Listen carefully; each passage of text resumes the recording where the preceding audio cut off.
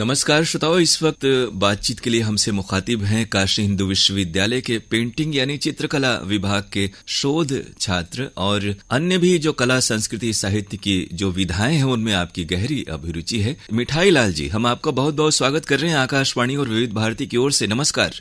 नमस्कार सर, और सभी श्रोताओं को हमारा नमस्कार, सुनने वालों को जी। और रेडियो से कैसा जुड़ाव आपका बचपन से रहा है, पहले ये जान ले हमारे श्रोता। दरअसल मैं बलरामपुर जिले से आता हूँ जो तराई के क्षेत्र में है जी, नेपाल से जुड़ा हुआ है। तो वहाँ पे कोई अन्य माध्यम नहीं था। अभी वहाँ पे 2 साल पहले लाइट आई, बिजली आई, तो बस एक रेडियो ही होता था।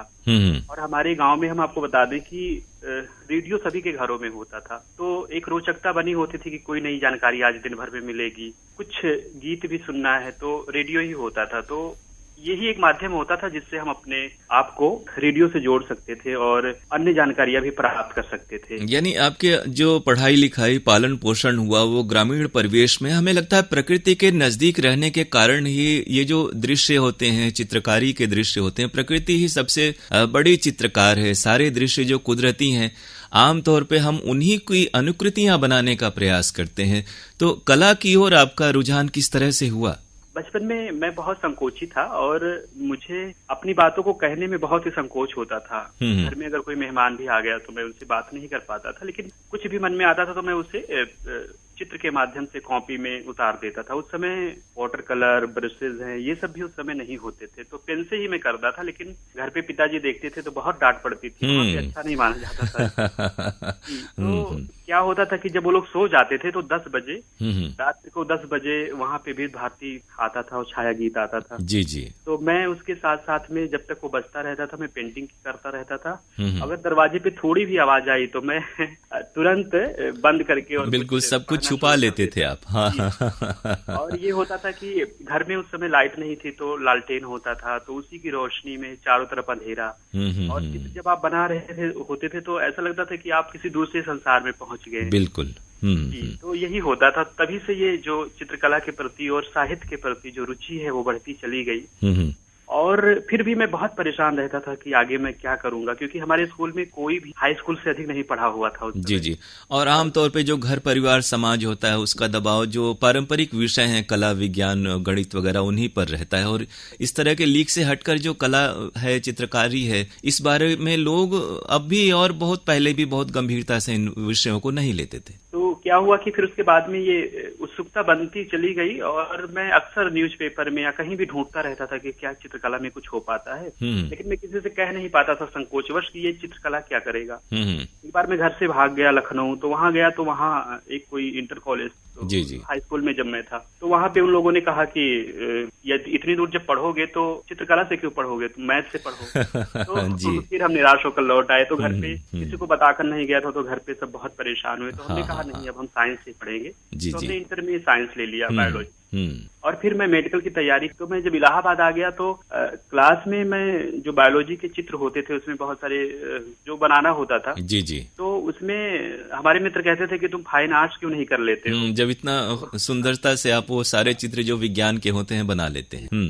तो हमने कहा कि फाइन आर्ट्स क्या होता है। तो हमने कहा कि हम तो यही ढूंढ रहे हैं। तो एक मित्र था, उसने बताया। तो हम आपको बताएं कि उसी वक्त हम बहाना करके टीचर से कि हम बाहर जा रहे हैं, कुछ जरूरी काम आ गया, और हम निकल आए। फिर एक हमारे परिचय के थे, उनसे हमने पूरा सर्च करवाया। उन्होंने कहा बीएचयू में ये कोर्स होता है। जी जी। और आपको बताएं वहाँ उस दिन मुझे इतनी खुशी मिली कि मैं मतलब जीवन का जो रास्ता था, जो मन में था, वो अब सामने दिख रहा था आपको। जी जी, दिख रहा था। तो फिर मैंने तैयारी शुरू की और फिर स्केचेस करना, वहाँ प्रयाग स्टेशन पे खूब सारे स्केचेस करते थे और थ्योरी पढ़ना, और रोज मन में आती थी बात कि नहीं, मुझे बीएचयू का निकालना ही निकालना है। और उसी बीच में बहुत बड़ा संकट आया, पिताजी की फिर डेथ हो गई। जब गए तो उनका स्वप्न था, वो लास्ट तक कहते रहे कि तुम लोगों को कुछ करना है, कुछ करना है। जी जी। ये बातें प्रेरित करती रही और फिर हम आए और फिर काशी हिंदू विश्वविद्यालय में मेरा एडमिशन हो गया। तो उस दिन बहुत ही खुशी मिली हमें। तो अभी आपने यहाँ काशी हिंदू विश्वविद्यालय में कितने वर्षों से, और क्या क्या आपने यहाँ पे क्या पायदान तय किया अपनी शिक्षा के? बैचलर ऑफ फाइन आर्ट्स यहाँ से किया है और फिर मास्टर ऑफ फाइन आर्ट्स किया। और अभी मैं शोध कर रहा हूँ, डॉक्टर शांति स्वरूप सिन्हा जी है। जी जी, अच्छा, उनके साथ में सानिध्य में। हाँ हाँ, उन्हीं के सानिध्य में कर रहा अच्छा, हूँ। चित्र भी तमाम तरह के आजकल लोग बना रहे हैं आपके साथ साथ, जो साथी पेंटर हैं, मैं सब पे करीब करीब समकालीन गतिविधियों पे हम नजर रखते हैं। तो मूर्त अमूर्त कई तरह के एब्स्ट्रैक्ट होते हैं और कुछ होते हैं जो आम आदमी समझ सकता है। तो आपका रुझान किस प्रकार के चित्रों की ओर रहता है?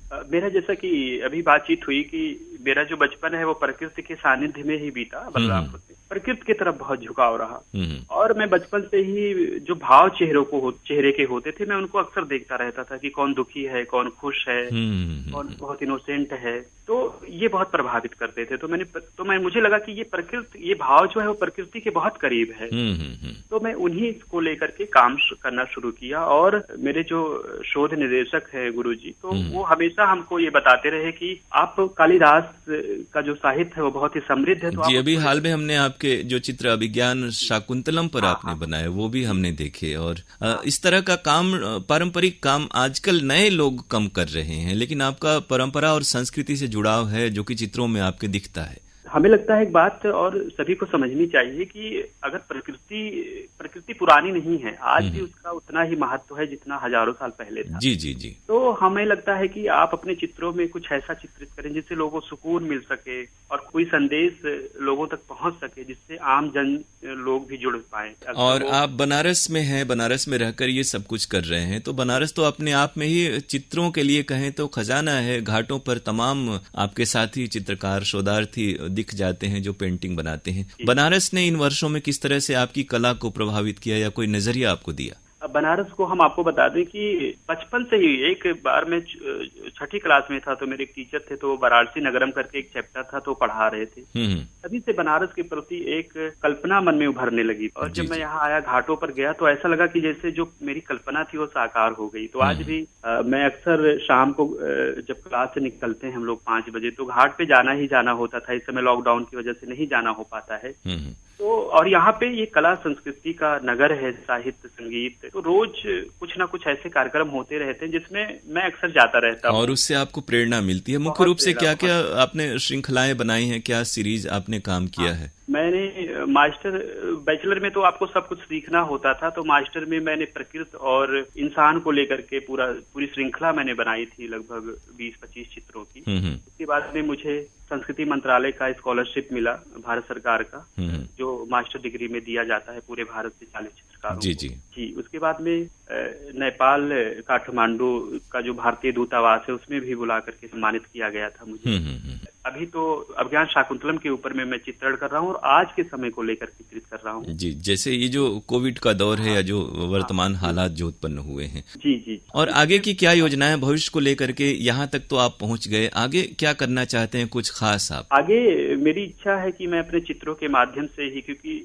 जो भी थोड़ा बहुत अगर सम्मान या पहचान या थोड़ी जानकारी मिली है तो मुझे यही चित्रकला से ही मिली है। और मेरी इच्छा है कि मैं आगे, मुझे पढ़ाने का बहुत मन है, मेरा रुझान है। और आपने बताया कि साहित्य में भी आपका साथ साथ आपकी अभिरुचि रही है, तो कोई रचना जो आप हमारे श्रोताओं को सुनाना चाहेंगे? एक मेरी रचना है जिससे मुझे हमेशा हिम्मत मिलती रहती है, मैं वो आपको और श्रोताओं को सुनाना चाहूंगा जी। ये दूर अंधेरा हो जाएगा, एक दिन ऐसा भी आएगा, शहर वो होगा कितना प्यारा, खुशियों की बारात भी होगी, तुम्हें अंधेरे में रहना है, फिर ना कोई कह पाएगा, हिम्मत रख बस चलता जा, दीपक बनकर जलता जा, आशा और विश्वास न खोना, जीवन है ये तपता सोना, अपनी किरणें फैलाएगा, देख मुसाफिर ना रुक जाना, लहरों के उस पार है मंजिल, बस तू अपनी नाव चलाना, फूलों की वो महकी वादी, खुशबू से घर भर जाएगा, दूर अंधेरा हो जाएगा। बहुत अच्छा, बहुत सकारात्मक पंक्तियां आपने हमें सुनाई, हमारे श्रोताओं को भी, और अपने बारे में इतनी अच्छी महत्वपूर्ण जानकारी दी। तमाम सुनने वालों को इससे प्रेरणा मिलेगी। मिठाई लाल जी, बहुत सारी शुभकामनाएं आपको आने वाले जीवन और सफलताओं के लिए, और बहुत शुक्रिया हम आपको कह रहे हैं। नमस्कार। बहुत बहुत आभार सर, नमस्कार।